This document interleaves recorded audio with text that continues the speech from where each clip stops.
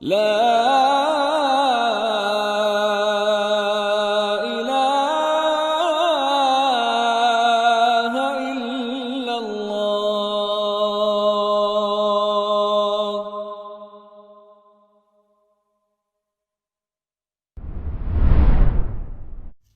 تفضل.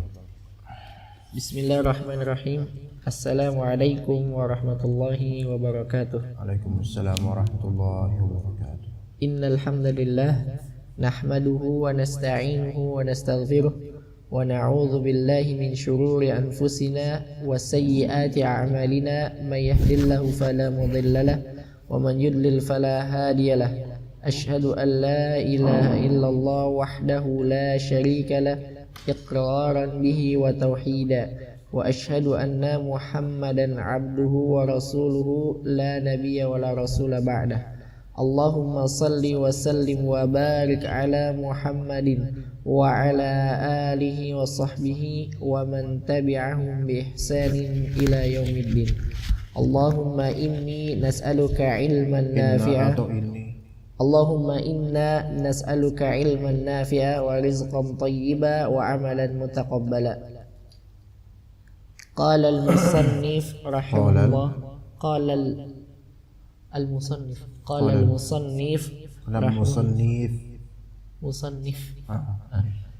المصنف رحمه الله الشيخ الإسلام. كيف الشيخ؟ شيخ الإسلام. شيخ الإسلام. قال المصنف رحمه الله atau قال شيخ الإسلام رحمه الله itu aja langsung في كتابه اقتضاء الصراط المستقيم.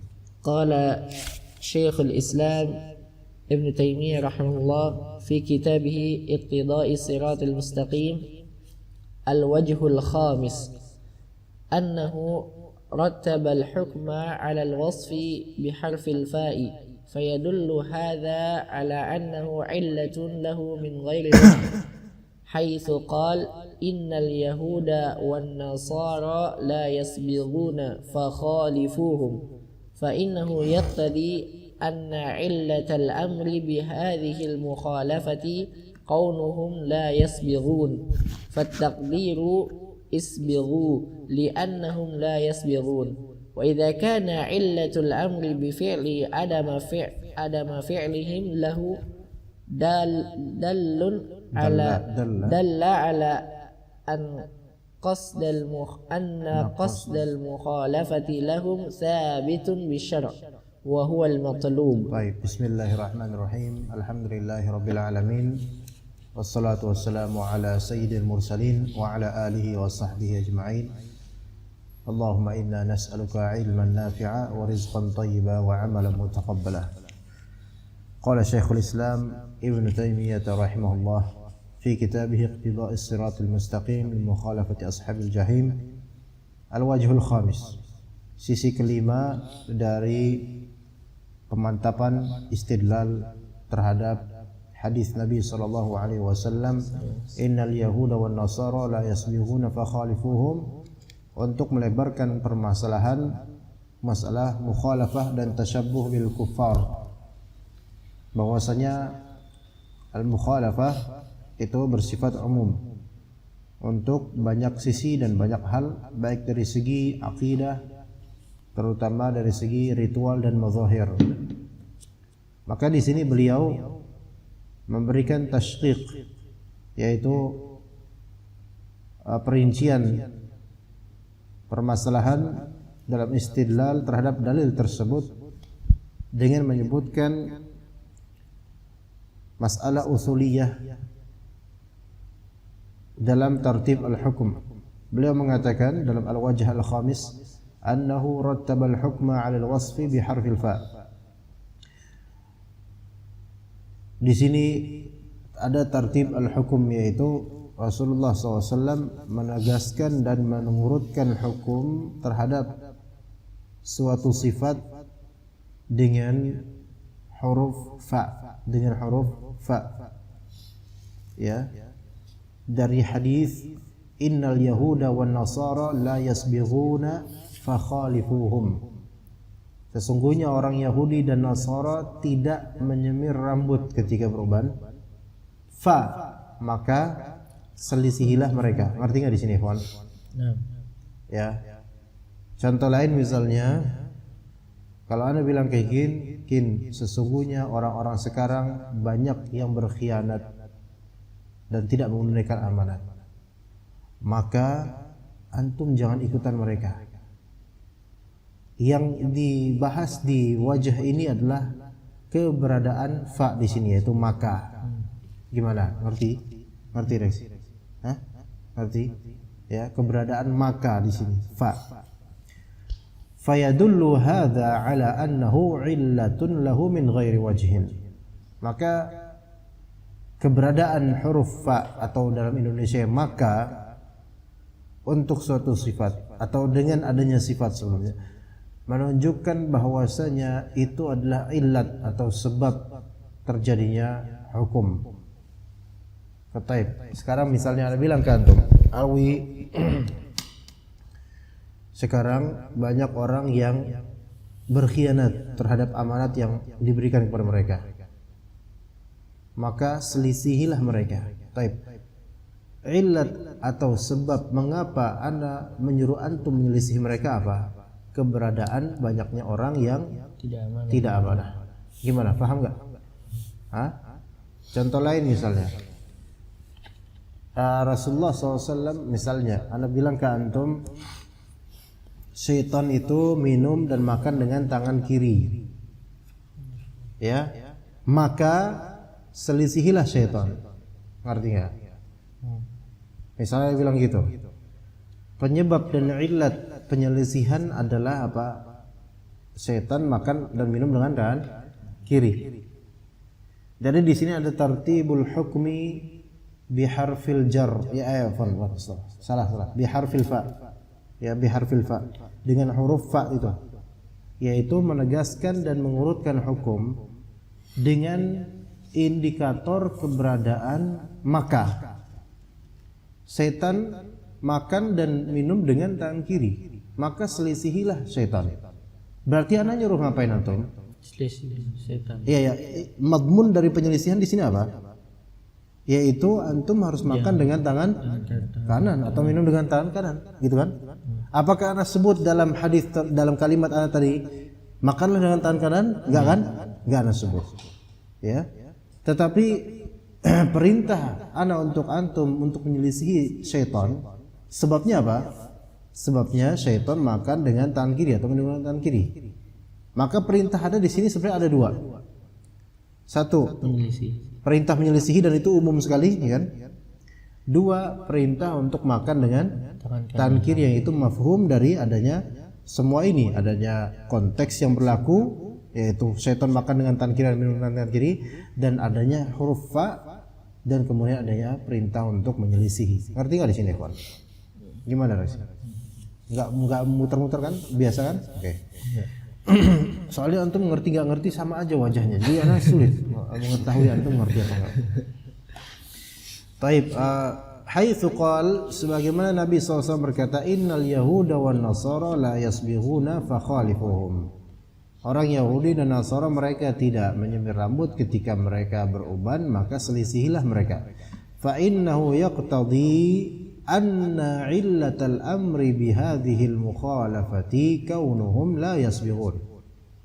Maka konsekuensi dari apa yang kita lihat, yaitu adanya huruf fa, itu apa konsekuensinya? Bahwasanya illatul amr, sebab adanya perintah. Untuk apa perintahnya? Apa perintah? Selisihilah mereka. Sebab adanya perintah tersebut apa? Kaunuhum la yasbighun, karena mereka tidak menyemir rambutnya, gitu kan?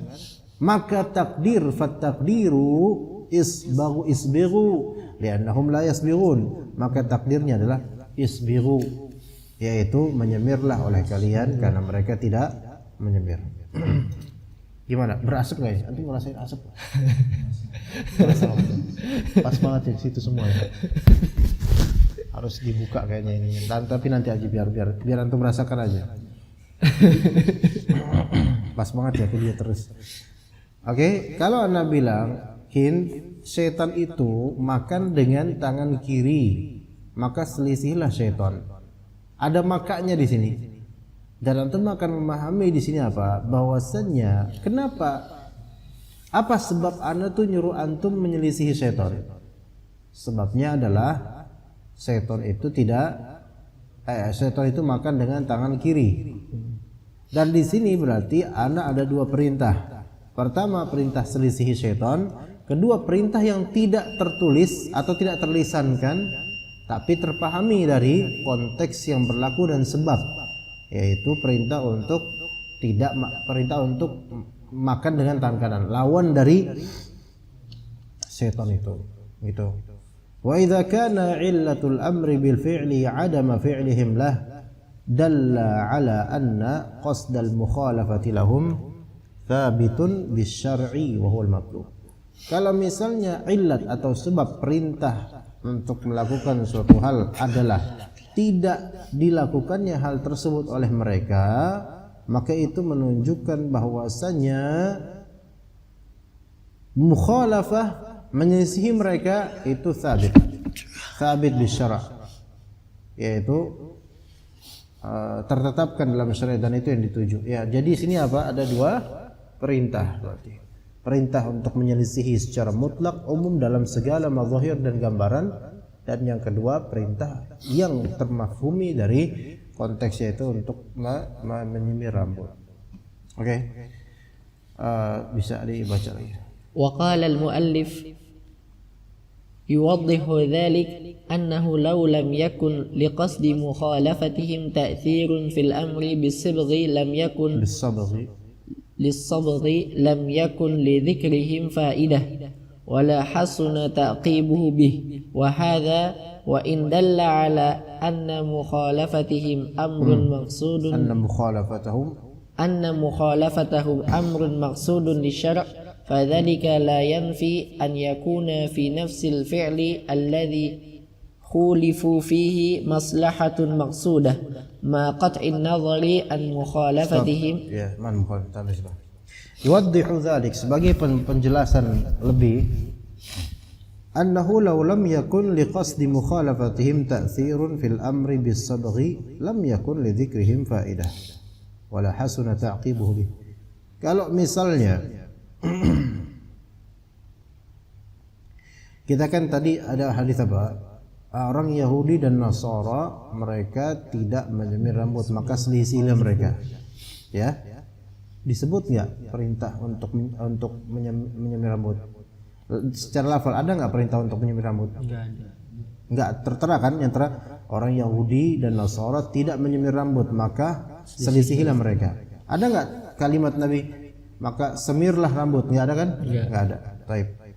Maka di sini kalau misalnya lam yakun liqasdi mukhalafatihim ta'thirun fil amri bis-sabr, kan disuruh menyelisihi mereka, otomatis ketika ini ada illat dan konteks yang berlaku, maka penyelisihan tersebut berefek atau penyelisihan tersebut berkonsekuensi ke perintah untuk menyelisihi, karena ya itu yang berfaedah dari kalimat gitu loh.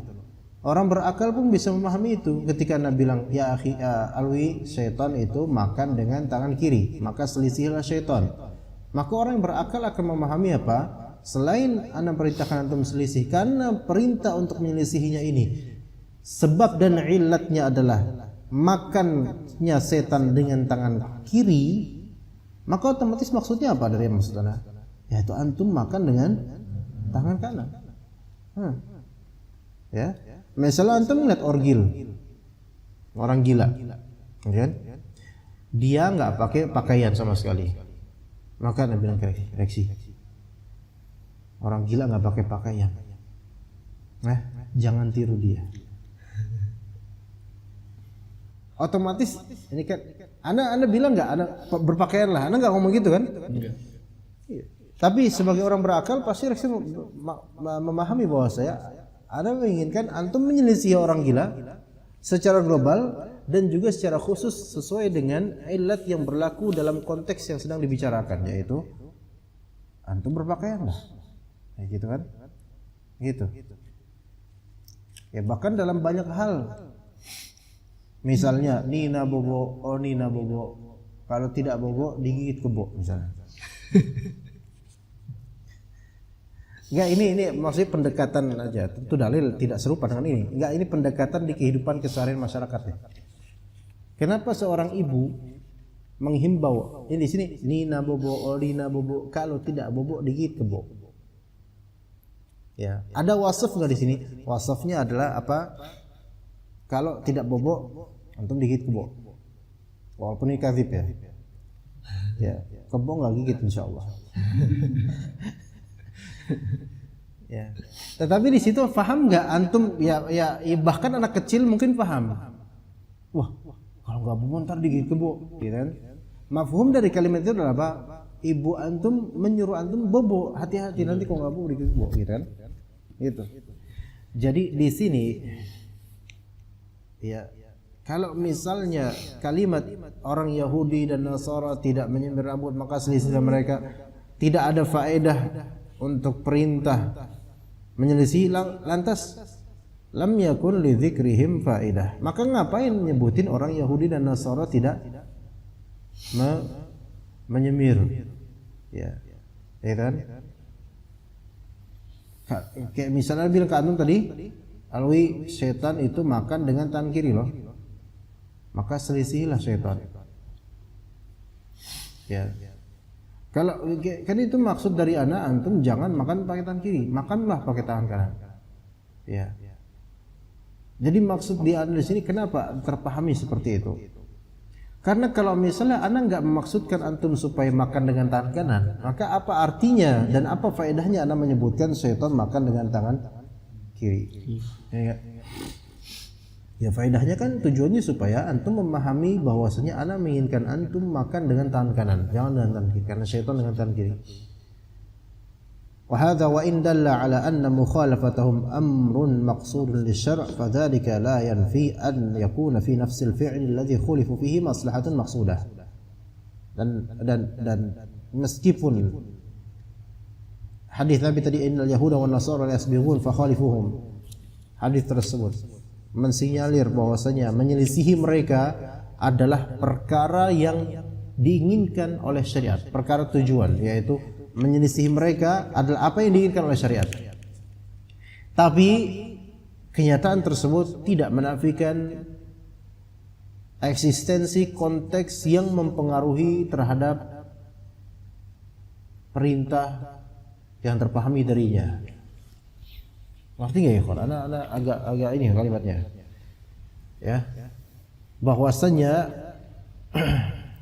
ini kan dalam konteks apa? Semir rambut. Dan antum disuruh menyelisihi, maka otomatis apa? Perbuatan menyemir rambut di situ ada maslahat maksudah, yaitu ada kebaikan yang dituju oleh syariat, yang diinginkan oleh syariat.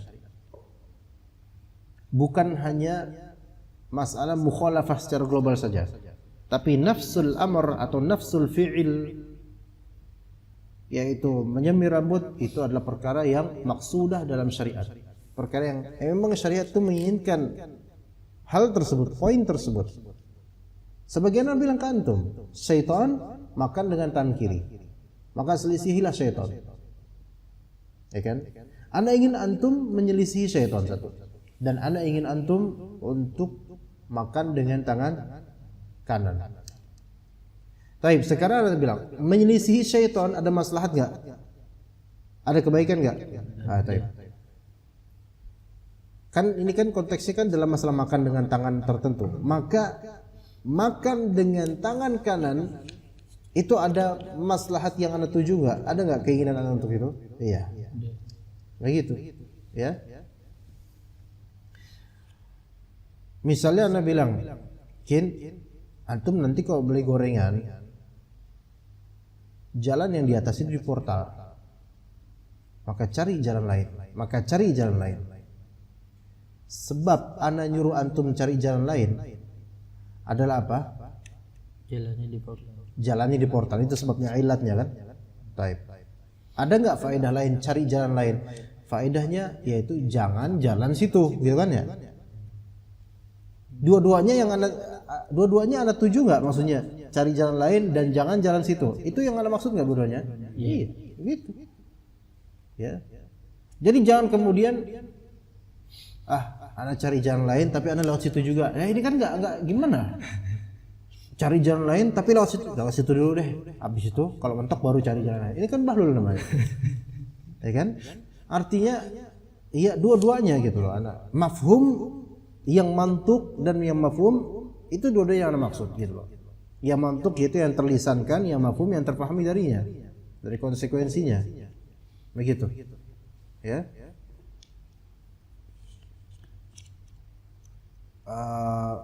Fa inna huna syai'an. Fadl. Qal. وقال ما قطع النظر عن مخالفتهم فإن هنا شيئين أحدهما أن نفس المخالفة لهم في الهدي الظاهر مصلحة ومنفعة لعباد الله المؤمنين لما في مخالفتهم من المجانبة والمباينة التي توجب المباعدة عن أعمال أهل الجحيم المباعدة عن أعمال أهل الجحيم وإنما يظهر بعض المصلحة في ذلك لمن تنور قلبه حتى رأى ما اتصف به المغضوب عليهم والضالون من المرض الذي ضرره أشد من ضرور أمراض الأبدان Itu abdan di situ. Nah. Oke. Fa inna huna syai'ain. Ada dua hal yang perlu antum fahami. Ahaduhuma anna nafsal mukhalafati lahum fil hadi adh-dhahiri maslahatun wa manfa'atun li ibadillahil mu'minin. Secara zat menyelisihi orang-orang kafir dalam hal penampilan. Menyelisihi orang-orang kafir dalam hal penampilan secara zahir itu ada maslahat dan ada manfaat terhadap hamba-hamba Allah yang beriman. Gimana? Paham nggak Bang? Menyelisihi orang-orang kafir secara zahir ya, dari segi penampilan itu ada maslahat, ada manfaat untuk hamba Allah. Bisa nggak antum beri contoh? Gimana? Ya jenggot. Tapi orang kafir banyak yang jenggotan sekarang. Apakah itu membuat hukum apa namanya berubah? Enggak menasakh. Jadi perbuatan orang kafir itu bukan salah satu adawat an-nasakh, itu yang harus antum perhatikan. Ya. Dalam syariat Islam, dalam usul fikih ada bab namanya bab an-nasakh wal mansukh, nasikh wal mansukh. Ya, penghapus syariat dan yang dihapus syariat. Dan penghapus syariat itu dalil. Kan? Nabi SAW memerintahkan kaumnya, umat muslimin kita termasuk alhamdulillah, isbighu al-liha. Ya. Taib. Ada hadis yang menyatakan illat, ada hadis yang tidak menyatakan illat tentang jenggot ini. Ya. Yang hadis yang tidak menyatakan illat mutlak yaitu isbighul liha, a'ful liha, itu biarkan jenggot. Mutlak khalas, tanpa illat dan biarkan jenggot. Wa qassus syarib, potong kumis. Kemudian hadis yang menyatakan hal tersebut tapi adanya illat, khaliful musyrikin. Selisihlah orang musyrikin, mereka itu memanjangkan kumis kadang sampai nutup mulut dan mereka memangkas jenggot. Oke? Ya. Apakah berjenggot itu perlu illat? Enggak. Selama itu udah perintah Nabi SAW, khalas. Maka ketika ada orang-orang menanggapi, Ustaz, akhi atau siapa, tapi orang-orang sekarang, orang-orang kafir sekarang banyak jenggotan. Pemain bola sebagian jenggotan, tapi tujuan mereka supaya ditakuti ya. Bukan karena memang ittiba sunnah, enggak. Oh sunni nih jenggotannya tapi Kristen. Enggak ada. Nah, maka eksistensi jenggot di dagu orang-orang kafir itu tidak bisa merubah hukum Islam. Pertama, perbuatan orang kafir tidak akan pernah menjadi dalil. Ya, perbuatan orang kafir tidak akan pernah menjadi dalil, sehingga tidak mungkin merubah hukum. Kedua, karena tidak menjadi dalil, maka tidak mungkin menjadi penghapus syariat dan penasakhnya. Karena syariat tidak mungkin dinasakh kecuali dengan wahyu, bukan dengan pendapat, apalagi perbuatan orang-orang kafir. Oke, dari situ kita kembalikan tadi. Menyelisihi orang kafir secara zat, menyelisihi gitu. Perbuatan menyelisihi orang kafir dari segi penampilan, apakah itu ada manfaat? Ada manfaat. Ada maslahat? Ada maslahat. Untuk kaum muslimin, iya, besar bahan maslahat. Menyelisihi mereka dari segi hadi al-zahir atau khuluq, ya, atau bentuk, ya, atau akhlak. Apa contoh lainnya? Hijab. Dan itu tidak dinasakh dengan keberadaan orang-orang Kristen Syria Ortodoks yang mereka juga berhijab, bercadar. Orang-orang Syiah banyak mirip cadar yang cadar Saudi, mirip persis. Ya, sebagian jemaah tabligh, ya itu masih Islam, alhamdulillah. Enggak, kalau Syiah kan Rafidhah tuh banyak yang mereka pakai cadar. Ya kan?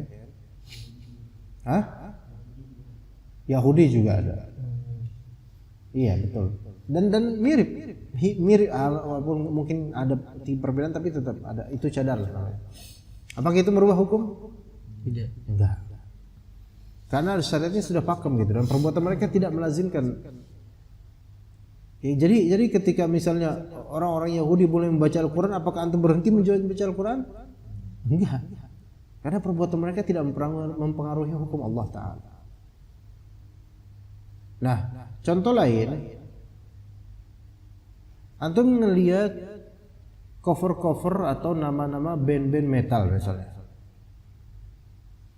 Ngerti gak? Antum pernah lihat ya cover-cover band metal yang nama-namanya itu kadang bentuknya kayak akar, pokoknya bentuk sadis, serem gitu. Ngerti gak maksudnya? Masa ana harus ini Google sih?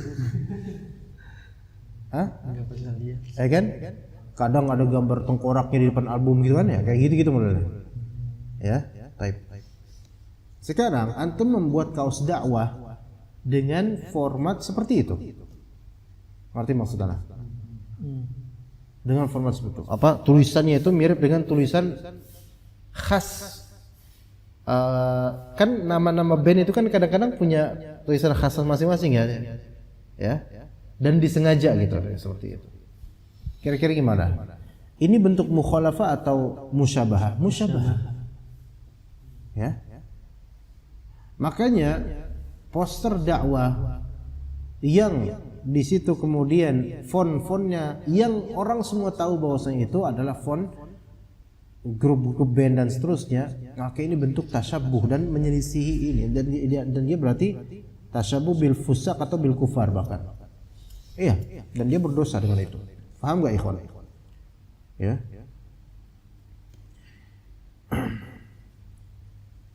Nah, ketika misalnya kita membuat poster dakwah, bahkan Anda pernah dibuatkan poster oleh tim, ternyata teman-teman bilang ini nih game nih Ustaz, apa namanya, phone game, Grand Theft Auto atau apa namanya, GTA ya namanya.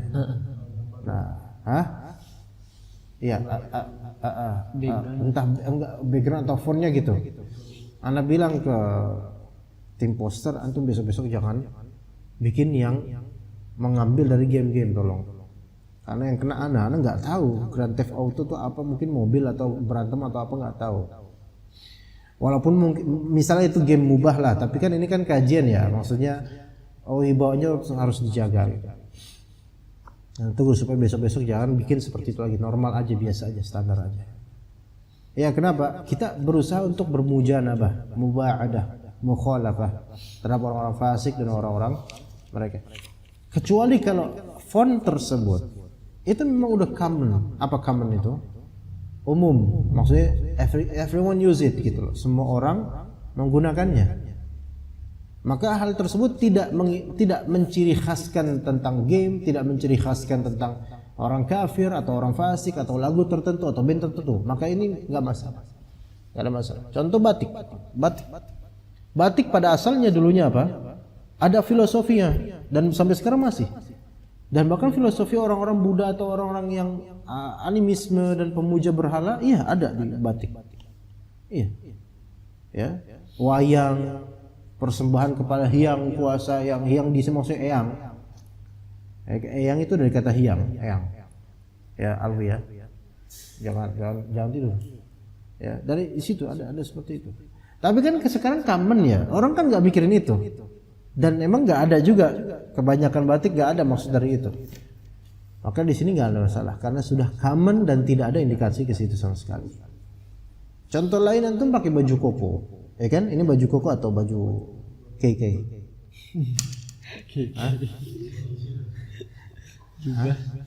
Jubah. Ada baju koko. Disebut koko kan karena Cina.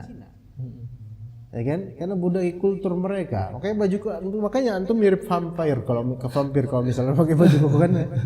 Ya? Nah, tuh. Ini dibilang koko enggak, dibilang hem enggak. Tapi ini reksi. Nah, gitu kan? Tapi ketika udah common dan orang enggak nganggap apa, maka enggak masalah. Ya, sampai peci pun kan peci koko, ya. Antum pakai baju koko agak panjang kurta atau misalnya, kemudian antum pakai peci, jenggotnya dilinting, iya jadi itu, ya apa namanya, Wong Fei Hung, jadi itu kungfu itu, ya. Tapi kalau proses kayak gitu kan berarti emang dia tasyabuh kan, beda kalau pakai baju koko biasa, pecinya biasa, songkok biasa, ini nggak masalah insyaallah. Nah, 5 fi mukhalafatihim minal mujanabati wal mubayyanah. Menyelisih mereka ada sisi mujanabah dan mubayyanah, membedakan diri dari orang kafir. Allati tujibul muba'adata an a'mali ahlil jahim. Yang mana itu melazimkan apa? Penjauhan diri dari amalan-amalan para penghuni jahim. Ya. Wa inna ma yadhharu ba'dul maslahati fi dzalika liman tanawwara qalbuhu. Sebagian maslahat dalam menyelisih orang-orang kafir itu tampak bagi orang yang hatinya itu bersinar. Adapun orang yang banyak maksiat, pecinta metal dan seterusnya, bagi mereka penyerupaan seperti ini apa masalahnya? Gitu kan? Maka antum akan mendapatkan baik di YouTube dimanapun, siapapun. Ya, ini memang hal yang gaib, tetapi indikatornya kuat. Siapapun yang menjadikan dakwah ada penyerupaan dengan metal, punk, greencore dan semisalnya dari label-label dan tulisan-tulisan, maka bisa kita katakan antum masih suka dengan mereka, walaupun antum pakai nama hijrah. Paham gak maksud indikasi apa? Iya. Karena ketika seseorang hijrah, maka lazim baginya memiliki karakter muba'adah dan mujadabah dan mukhalafah terhadap masa lampaunya. Ngerti? Dan kita lihat banyak ikhwan-ikhwan teman-teman ya, alhamdulillah semoga mereka memberikan manfaat dan Allah berikan berkah. Tetapi poin ini ya, poin ini yang perlu digarisbawahi dan di blacklist. Iya, karena meracuni simbol-simbol dan model-model tulisan yang menyerupai dengan logo-logo ataupun dan seterusnya lah. Ya, walaupun atas nama dakwah. Misalnya antum membuat tagline hijrah. Ya, misalnya hijrah apa? Ya, hijrahers.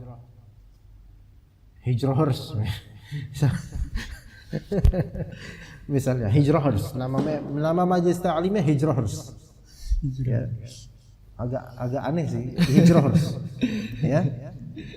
Dan kemudian bentuk font dan juga modifikasi ya, apa logonya itu menyerupai dengan suatu band. Ya. Nah, sebut saja nama bandnya Bendot. Ya. Ya. Yang itu imma band ini orang-orang kafir isinya karena barat atau orang fasik minimal.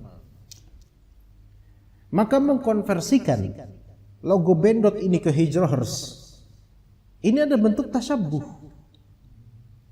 ya, dan melanggar hadis Nabi SAW, fakhalifuhu. Dan bahkan lebih buruk lagi daripada masalah rambut, masalah apa tadi, apa Indonesia, semir, iya, iya. Masalah semir aja Rasulullah merintahkan untuk menyelisihi mereka loh. Apalagi kalau dalam masalah manhaj dan metode dakwah, gitu. Maka itulah alasannya mengapa anak seringkali sikap tegas dalam masalah ini dan berkali-kali anak kritik karena ya karena tahu dah hal-hal kayak ini, anak tahu hal-hal kayak ini, anak ngerti masalah underground, ya, dan seterusnya, anak ngerti, ya, dan anak ngerti karakter orang-orangnya gitu loh, itu, ya, karena rata-rata kalau kita membahas hal-hal kayak gini, ya, itu nggak sampai ke poin ini, yang mana poin ini di zaman sekarang terjadi. Antum lihat kaos-kaos tauhid tapi versi mereka. Pertama kaosnya warna hitam. Kemudian ada gambar lambang-lambang yang menyerupai dengan itu. Kalau ini biasanya di orang-orang Haroki. Orang-orang Haroki dan kemudian suka teori konspirasi dan seterusnya. Mereka belum move on. Mereka belum pindah kolbunya dari mencintai hal-hal seperti itu, belum pindah. Bukti mereka masih menggunakan itu. Jadi syiar dan logo-logo seperti itu bukan tidak ada maknanya, ya ikhwan. Bahkan sekedar antum punya pin band tadi Bendot itu, misalnya antum punya pin band OT Bendot, gitu. Itu sudah menjadi representatif mereka untuk menjadikan itu masih ada di kolbu antum. Jadi harus total gitu loh. Harus total. Karena kalau nggak total, dia balik lagi antum. Dan ketika antum kecewa dengan dakwah ini, kecewa dengan manhaj salaf, antum futur balik lagi, yakin balik lagi. Gitu. Ya. Atau nanti alasan mereka, Ustaz, kita mengadakan seperti ini untuk menarik mantan teman-teman kita, Ustaz, supaya mereka tertarik dengan logo-logo ini, supaya mereka, oh kita ada kesamaan. Akhirnya mereka tersulut. Enggak, dakwah enggak seperti itu. Itu dakwah apa, pangsa nyari pasar doang itu. Rasulullah SAW ketika dulu mendakwahi tauhid, apakah beliau juga mengkolaborasikan tauhid dengan syirik? Enggak. Beliau okelah kita pakai patung satu aja, jangan semua. Enggak. Jadi menyatakan langsung bari dari kesyirikan dan pelakunya dan didakwahi menuju tauhid. Tegas. Kalau kemudian dikatakan sama teman-teman ini, Ustadz kalau kayak gitu caranya di masa sekarang, maka orang-orang akan lari. Ya akhi, Masya Allah. Nabi Nuh sampai Nabi Muhammad berapa ratus tahun, berapa ribu tahun. Dan metode dakwah mereka tetap sama. Yaitu enggak mau bertasyabuh dengan orang-orang seperti itu. Iya. Apakah kunci sukses itu harus banyak pengikut? Enggak. Inilah kesalahan dari orang-orang yang mereka baru hijrah, belum banyak ngerti manhaj, kemudian mereka menjadi panitia dan seterusnya. Ya. Dan mereka punya duit banyak, punya saluran dan punya link banyak, punya dan seterusnya. Mereka mengira bahwasanya yahsabuna annahum yuhsinuna sun'a. Mereka tidak melakukan islah. Ya alhamdulillah kalau ada, tapi mereka menghancurkan juga, destruktif juga untuk beberapa orang. Begitu ikhwan. Jadi perlu di sini melihat maslahat dari mujadabah dan mubayah terhadap orang-orang kafir atau fasik. Hatta ra'a mattusifa bihil maghdubu alaihim wadh-dhalluna minal marad. Sampai tampak ya, bagi orang yang kalbunya bercahaya ini kelihatan bagi dia sifat-sifat ya, yang tersifati dengannya, sifat-sifat kaum yang maghdubi alaihim dan sifat-sifat kaum dhallun, yang mana mereka memiliki al-marad, penyakit, alladzi dararuhu asyaddu min darari amradil abdan, yang mana madarat dari marad atau penyakit orang-orang itu madaratnya lebih keras, lebih besar dibandingkan madarat penyakit fisik. Iya. Antum mungkin melihat orang-orang yang tasyabbuh dengan orang kafir, mereka punya kesehatan yang luar biasa. beberapa musisi di Indonesia metal misalnya, banyak yang jenggotan nggak? Banyak yang jenggotan, rambut panjang, jenggotan, badan gede, fitness terus. Ya, walaupun di fitness banyak yang homo juga kadang-kadang, fitness terus. Ya, badan sehat, tapi hati sakit. Sakit di mana? Menyerupai orang-orang kafir. Iya, dan mereka tersiksa sebenarnya dengan itu. Kemudian petatuan, kan kelihatan keren tuh tatuan. Ya. Tapi kadang-kadang itu membuat pemikiran mereka konslet, kemudian lebih berpihak kepada orang kafir dibandingkan orang muslim, anti syariat Allah Ta'ala, dan seterusnya. Kerusakan ikhwan. Ya. Maka lebih baik kita mengikuti orang-orang yang soleh dan penampilan mereka. Hatta antum dibilang, alah lagaknya kayak kiai aja gitu, mirip-miripin dengan ustadz, mirip-mirip dengan, itu lebih baik lah daripada memiripkan diri dengan orang-orang seperti mereka. Makanya ikhwan walaupun boleh, tetapi sebaiknya pakai peci itu peci biasa aja, peci. Jangan peci hijrah, ya mereka bilang peci hijrah. Peci hijrah itu kayak topi tapi peci itu. Itu nggak masalah, insya Allah ringan, itu nggak masalah. Cuman anak pribadi kenapa sampai nggak pakai itu? Karena anak khawatir itu mirip dakwah ini cuma buat gaul-gaulan doang gitu. Itu sampai seperti itu. Ya walaupun itu mubah, nggak masalah, itu nggak masalah. Cuman anak pribadi nggak ikut, nggak pakai itu. Iya, nggak pakai itu. Dan kalau antum punya makanah, punya posisi di masyarakat, antum jadi ustaz atau apa, pakailah kaos-kaos, kalaupun keluar pakailah kaos-kaos yang relevan dengan antum sebagai thalibul ilm. Jangan pakai kaos dagadu misalnya, tahu kaos dagadu nggak? Dagadu atau dadung atau apa, yang belakangnya ada lucu-lucuan gitu, cerita-cerita lucu ini. Ya nggak cocok udah. Iya, apalagi antum thalibul ilm kibar, apalagi antum ustaz misalnya, jenggot gede, ya pakai kaos Rolling Stones, ada lidah, ya gitu, kan nggak cocok.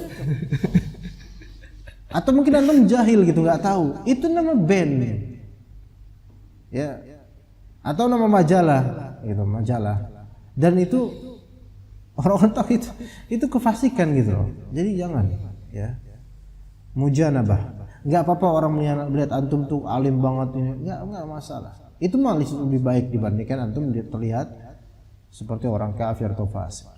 Ya mungkin sampai situ insyaallah. Atsani kita lanjut di pertemuan berikutnya insyaallah taala. Wassallallahu ala nabiyina Muhammad wa ala alihi washabbihi ajmain.